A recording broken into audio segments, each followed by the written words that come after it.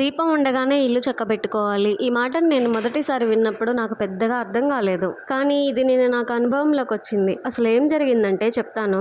ఈ వ్లాగ్ నేను నిన్న సాయంత్రం 4 గంటల నుంచి 7 గంటల మధ్యలో తీసింది. మధ్యాహ్నం పిల్లలు పడుకున్న టైంలో నేను కూడా బాగా నిద్రొస్తుంది కదా అని చెప్పేసి పడుకున్నాను. ఇంకేముంది ఎండాకాలం కదా, బాగానే ఎండలు ఉంటాయి. ఇప్పుడే ఏమి చీకటి పడట్లేదు కదా అని చెప్పేసి 4 వరకు పడుకున్నా. ఇంకా 4 కరెంటు పోయింది. కరెంటు పోగానే చిరాకుగా ఉందని చెప్పేసి లేసి బయటికి వచ్చా. మార్నింగ్ పెట్టిన టీయే కొంచెం మిగిలిపోతే అవి మళ్ళీ వేడి చేసుకొని పోసుకొని కొంచెం తాగి అట్లా కొంచెం సేపు తిరిగి అలా ఇంట్లోకి వెళ్ళి చూడగానే మళ్ళీ పిల్లలు లేచేశారు. ఇంకా వాళ్ళకి కూడా ఆ టైంలో ఆకలి అవుతుంది కదా అని చెప్పేసి వాళ్ళ కోసం అయితే ముందే స్నాక్స్ ప్రిపేర్ చేసి పెట్టాను. వాళ్ళని కూడా కొంచెం సేపు అలా బయటకు తీసుకొచ్చి మెట్ల దగ్గర కూర్చోబెట్టి స్నాక్స్ అయితే పెట్టేశాను. అట్లా చేసి ఇట్లా చేసి 1 గంట సేపు అయితే అవును కాదు అనుకుంటా తినేశారు ఇద్దరు. ఇంకా వాళ్ళ స్నాక్స్ తినగానే నేను ఇంట్లో పని చేసుకుందామని చెప్పేసి అన్నీ సర్దేసుకుంటున్నా. తెలిసిందే కదా, ఇంకా పిల్లలు ఉంటే ఎక్కడ పెడితే అక్కడ పెట్టేస్తుంటారు. అవన్నీ నీట్గా ఉన్నాయన్నీ ఒక చోట సర్ది పెట్టేసుకున్నాను.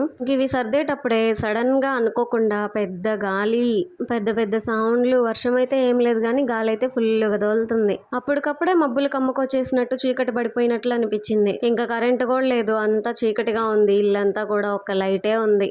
అది ఆ ఒక్క హాల్లోనే మాత్రమే వెలుగుతుంది. ఫోన్లో ఛార్జింగ్ కూడా అయిపోవచ్చింది. కరెంట్ ఎప్పుడు వచ్చిద్దో అని కరెంటు కోసం వెయిట్ చేస్తూ మళ్ళీ ఈ పనులన్నీ ఆపేసుకుంటే మరీ ఎక్కువ చీకటి పడిపోయిద్దేమో, చీకటి పడ్డాక చేసుకోవాలి అన్నా కూడా కష్టమే కదా అని చెప్పేసి అలానే ఇంకా వెళ్ళి బట్టలు తీసేసి ఫస్ట్ బట్టలు మడతేద్దాం, బాగా గాలి తోలుతుంది కదా, దుమ్మంతా వస్తుందని చెప్పేసి ముందైతే బట్టలు తీసేసాను.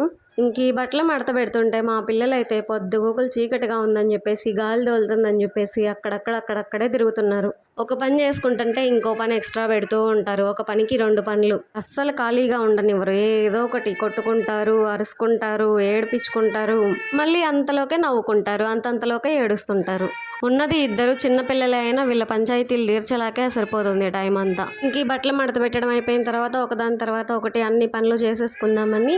అవును, మర్చిపోయా కదా చెప్పడం. నేనైతే మొన్న ఊరికి వచ్చాను. మాచర్లు వచ్చాము, మా అత్తయ్య వాళ్ళ ఊరు. పిల్లలకి సమ్మర్ హాలిడేస్ కూడా ఇచ్చారు కదా, అందుకని మొన్న సండే అయితే ఇక్కడికి వచ్చాము. ఇంకా ఇక్కడ నేను సాయంత్రం చేసుకునే పనులు అయితే ఇలా ఉంటాయి అన్నమాట. అన్ని పనులు టైం టు టైం చేసేసుకోవాలి.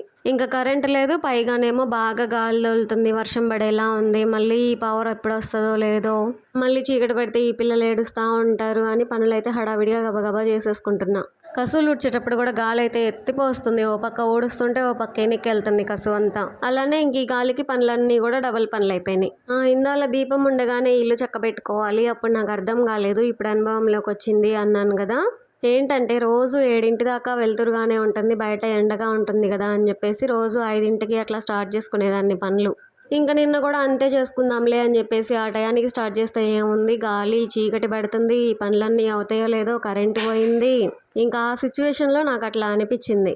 అదే కొంచెం ఎర్లీగా పనులన్నీ స్టార్ట్ చేసుకొని ఉంటే వెలుతురులోనే చక్కగా పనులన్నీ అయిపోయాయి కదా అనిపించింది. హడావిడిగా పిల్లల్ని ఏడిపించుకుంటా అర్పించుకుంటా చీకటి పడుతుందని తొందరగా చేసుకునే బదులు 1 గంట ముందే పనులన్నీ స్టార్ట్ చేసుకొని ఉంటే అయిపోయాయి కదా అనిపించింది. ఇందుకేనేమో మన పెద్దలు ఏం చెప్పినా చాలా అనుభవంతో ఎక్స్పీరియన్స్తో చెప్తారు కదా.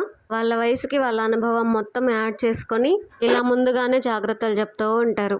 ఇంకా చీకట్లోనే ఫోన్ లైట్ వేసుకొని ఆ లైట్తోనే వీడియో తీసుకుంటూ మిగిలిన అన్నం కూరలు అన్నీ కూడా ఒక దాంట్లో నుంచి ఒక దాంట్లోకి సర్దుతూ చిన్నగా పనులన్నీ కూడా కంప్లీట్ చేసుకున్నాను. నేను ఈ పనులు చేసుకుంటుంటే బయట బాగా గాలి తోలుతుందని చెప్పేసి మా గగన అయితే వాళ్ళ తమ్ముడిని ఆడిచ్చేసింది అనమాట నిన్న. ఎప్పుడూ అంతలా ఆడిపించదు, మరేం బుద్ధి పుట్టిందో. తన మూడ్ బాగుంటే బాగా ఆడిపిస్తుంది, లేదంటే మాత్రం ఏడిపిస్తుంది. ఒక్కోసారి ఆ పిల్ల చేసే పనులకి అంతంతలోకే కోపం వచ్చిద్ది, అంతంతలోకే నవ్వొచ్చిద్ది. కోపం వచ్చినప్పుడు కొడితేనేమో మళ్ళీ తిరిగి వచ్చి కొంచెం సేపటికే సారీ చెప్పిద్ది. అలా సారీ చెప్పినప్పుడు మాత్రం చాలా బాధ అనిపిస్తుంది. ఒక్కోసారి అనిపిస్తూ ఉంటుంది, అందరు పిల్లలు ఇంతే ఉంటారా అని. ఒకళ్ళు ఇద్దరు ఉంటేనే ఇంత గోలగోలుగా అనిపిస్తుంది. కొంతమంది 3 4 5 పిల్లలు కూడా ఉంటారు, ఇంకా వాళ్ళు ఎట్లా భరిస్తారో అనిపించిద్ది. కానీ వాళ్ళు అల్లరి చేస్తుంటే ఒక్కొక్కసారి ఆ హ్యాపీనెస్సే వేరు కదా అనిపించిద్ది. అవును కదా. ఇంకా కసువులు ఉడవడం, బట్టలు మడతేయడం, అంట్లన్నీ కడిగేయడం కూడా అయిపోయిన తర్వాత ఇంకా గ్యాస్ స్టవ్ దగ్గర అయితే మొత్తం క్లీన్ చేసుకొని పిల్లలిద్దరికి కూడా ఇంకా స్నానం చేపిద్దామని చెప్పేసి ఇంకా వాళ్ళిద్దరికి స్నానం చేపించి చక్కగా నేను కూడా రెడీ అయ్యాను స్నానం చేసి. ఇంకా మా అత్తయ్య అయితే రోజు ఇంట్లో దీపారాధన చేస్తుంది. నాకు అత్త అవ్వదులేండి, అమ్మమ్మ అవుతుంది.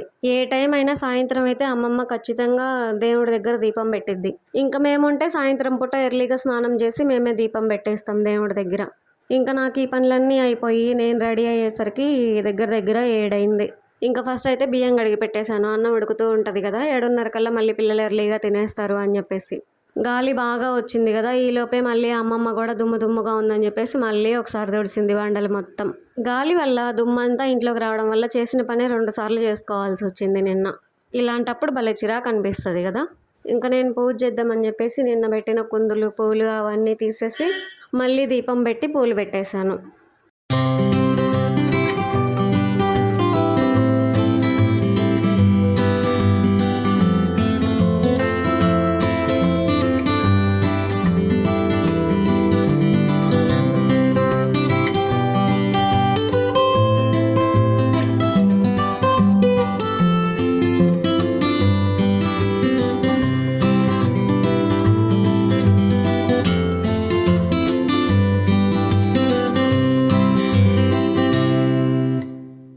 పూజ అంతా అయ్యాక హారతి ఇచ్చేటప్పుడు స్వామివారికి పాట పాడితే చాలా మంచిది అంట.